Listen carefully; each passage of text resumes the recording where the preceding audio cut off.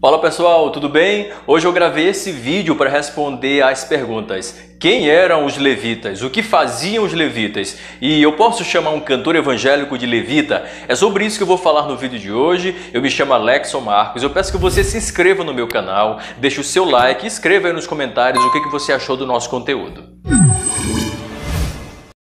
É muito comum hoje no nosso meio evangélico a gente chamar qualquer cantor evangélico de levita. E o objetivo desse vídeo é para esclarecer alguns fatos interessantes a respeito dos levitas. Quem eram eles? Em primeiro lugar, os levitas descendiam da tribo de Levi. Portanto, de maneira literal, os levitas eram descendentes de Levi, que foi o terceiro filho de Jacó com Lia. Portanto, os levitas eram também descendentes de Jacó. Eram netos, bisnetos, tataranetos de Jacó. E a partir daí nós entendemos que os levitas eram ministros do tabernáculo. Lembrando você que o tabernáculo era uma tenda, um templo ambulante. Era um templo móvel que era armado e desarmado quando Moisés queria, quando Deus queria na verdade. E os levitas eram encarregados de realizar o culto, de mexer com as coisas do tabernáculo, de cuidar com a liturgia e muitas outras coisas que você vai saber nesse vídeo. Uma outra coisa dos levitas, a respeito dos levitas, é que eles não possuíam propriedades de terra para cultivar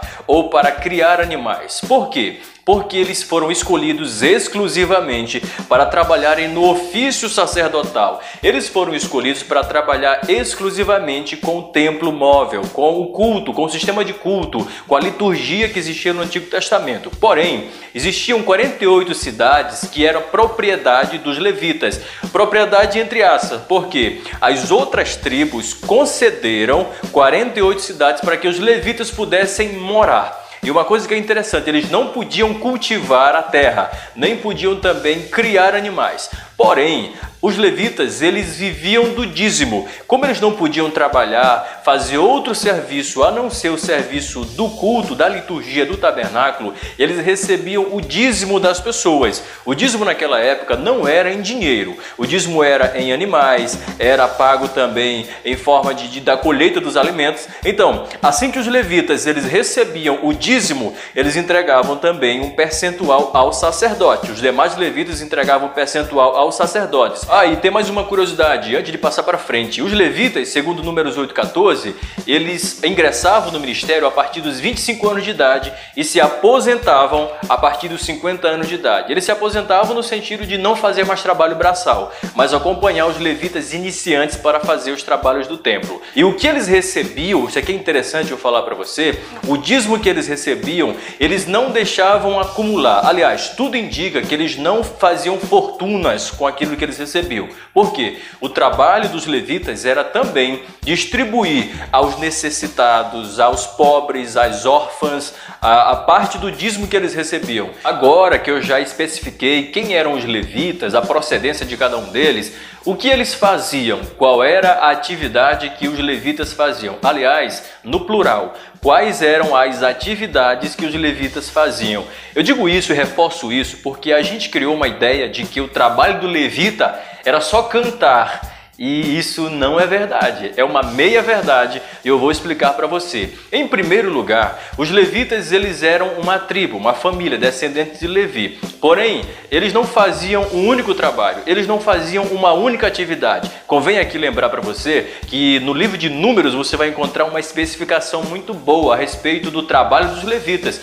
E uma coisa que a gente vê bem claro lá é que os levitas eram divididos em equipes e cada equipe era responsável por uma atividade no tabernáculo, no santuário e não somente no santuário, mas fora dele também. Você vai ter a primeira classificação de levitas que eram os sacerdotes.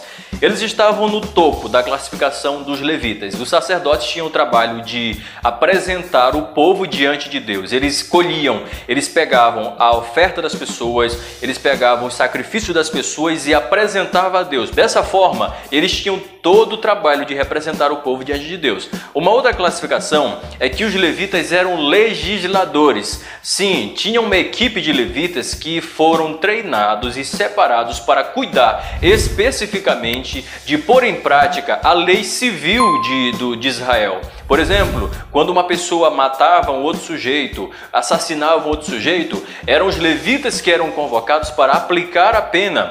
Por exemplo, quando um boi de uma pessoa batia numa mulher grávida e aquela mulher viesse morrer, eram os levitas que eram chamados para aplicar a punição sobre o dono do boi e às vezes até sobre o próprio boi. Então, eles eram legisladores também. Uma outra divisão dos levitas é que eles também eram líderes espirituais, ou seja, em outras palavras, eles eram ensinadores. Isso quer dizer que o trabalho deles não era apenas legislar do ponto de vista civil e do ponto de vista do direito, mas também de chamar a atenção de Israel para aprender as palavras da lei. Tanto é que uma vez ao mês o povo era reunido e o levita, um dos levitas, era escolhido para ler o livro da lei para todo mundo. Então a função deles também era muito árdua, era muito dura, porque eles tinham a função de ensinar o povo, de trazer o povo para o arrependimento, de chamar o povo diante de Deus. Uma outra função, uma outra equipe de levitas, eram os levitas ocupados em fazer o acompanhamento das pessoas que tinham na época a lepra. A lepra já foi um mal muito terrível no mundo. Hoje a gente usa a palavra hanseníase, na época era lepra. E eram os levitas, especificamente os sacerdotes, que eram escolhidos para verificar a situação da pessoa que estava com aquela doença. Então não era um trabalho muito agradável, como alguém pode falar também por aí. Uma outra equipe dos levitas eram os porteiros, ou em outras palavras, eram os vigilantes. Como os levitas eles tinham a função de zelar pelos objetos do santuário, para que ninguém de fora pudesse tocar naqueles objetos. Então, eles tinham um trabalho não apenas de vigiar, mas de zelar, de cuidar dos objetos sagrados. Se, por exemplo, algum estranho, algum judeu que não era levita, quisesse entrar para dentro do templo, o trabalho deles como porteiros era vigiar para que ninguém pudesse adentrar no lugar sagrado. Uma outra classificação de levitas, e aí você percebe que não é uma única coisa, é muita gente, eram os zeladores. Pois é, tinha uma equipe de levitas que era escalada só para zelar, para limpar os objetos sagrados. Uma outra classificação de levitas também eram os carregadores, e esta parece que era a função mais difícil. Essa equipe parece que fazia o trabalho mais complicado daquela época, o trabalho mais pesado, digamos assim. Por quê? Eles tinham o trabalho de montar e desmontar o santuário quantas vezes fossem necessárias durante o mês. E não era só o negócio de montar e desmontar, tinha também o trabalho de carregar os objetos sagrados. Claro que algumas equipes foram privilegiadas por Deus de não carregarem nos ombros os objetos sagrados. Tinham duas equipes que eram privilegiadas nesse sentido. Eles usavam um carro de boi naquela época para carregar, colocava a arca em cima, colocavam um objeto em cima, melhor dizendo, e os bois carregavam. Porém, os filhos de Coate, que eram levitas, tinham um duro trabalho de carregar a arca da aliança no ombro. E veja, não era leve não, porque a arca ela era de madeira, porém ela era toda coberta de ouro, e não era uma camadinha, não era folheada a ouro não, era ouro puro, então era muito pesada. E eles tinham o trabalho de carregar aquela arca no ombro, e vejam só, no deserto, no sol quente, ou se dependesse da situação, de noite. E por último lugar, isso mesmo, por último lugar, vinha a equipe dos cantores e dos músicos. Por que eu digo último lugar? Porque no primeiro momento, convém você saber que se você observar no livro de Números, o livro de Êxodo, você não vai ver a equipe de cantores para cantar no templo. Quando Davi assumiu a direção de Israel, a direção política de Israel, ele foi um grande reformador religioso também. E foi Davi, só muito tempo depois, muito tempo mesmo depois, que fez essa reforma litúrgica e que incluiu uma equipe de músicos e uma equipe de cantores. Perceba que no início não era assim. No início o tabernáculo não tinha cantores. Então, daí você pode entender isso, fica muito claro. E convém eu dizer também que essa aqui não é uma interpretação bíblica. Isso aqui é um fato, uma descrição, é um fato descritivo que se você ler o livro de Números todinho, você vai entender o trabalho dos levitas. Agora, depois que eu falei tudo isso, eu posso chamar um cantor evangélico de levita? Ainda existe levita na igreja hoje? Vamos lá. Com base em tudo isso que eu já falei, eu posso sim chamar um cantor evangélico de levita. Agora, eu também posso chamar o porteiro da minha igreja de levita.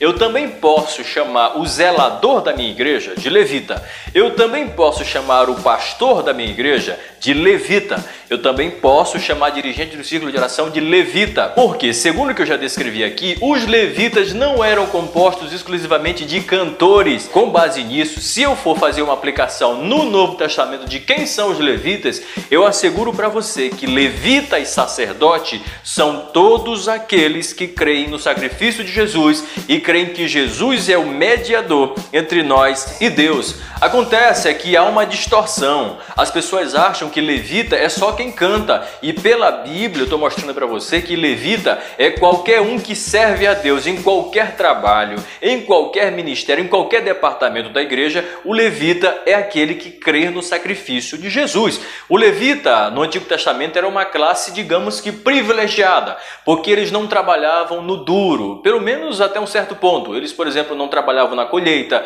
eles não perdiam tempo, aliás, eles não gastavam tempo criando animais, vendendo, comercializando. O trabalho deles era exclusivamente religioso. Mas aí hoje no Novo Testamento não existe mais essa equipe privilegiada, não existe mais um povinho privilegiado dentro da igreja que faz o trabalho espiritual enquanto que o povo fica assistindo. Não existe isso no Novo Testamento. Em 1 de Pedro capítulo 2, versículo 9, o apóstolo fala de maneira bem clara, e essa é uma declaração que eu considero espetacular, quando Pedro disse: vocês são sacerdócio real. Em outras palavras, isso quer dizer que você é um levita, não porque você canta. Você pode não saber cantar nada, mas se você crê em Jesus Cristo como Filho de Deus e serve a Deus, você é um levita. Você tem acesso à presença de Deus, você tem acesso ao livro sagrado. Antigamente, somente os levitas tinham acesso às cópias da lei, ao material canônico da época. Hoje você tem acesso, portanto você é um levita. Diante de Deus,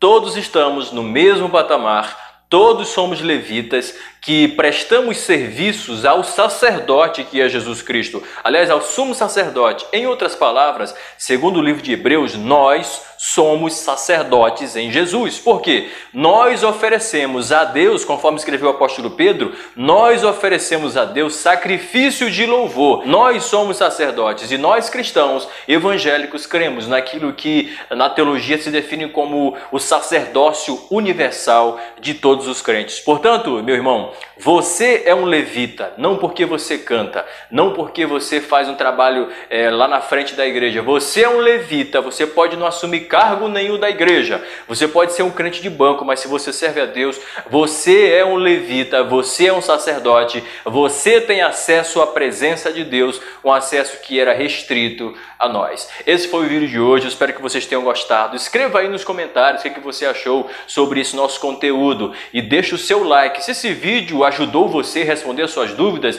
envie para alguém que você acha que vai ser edificado também. E olha, no próximo vídeo nós teremos mais um vídeo da série A História dos Hinos que Aprendemos a Cantar. Essa série está maravilhosa, eu espero por vocês.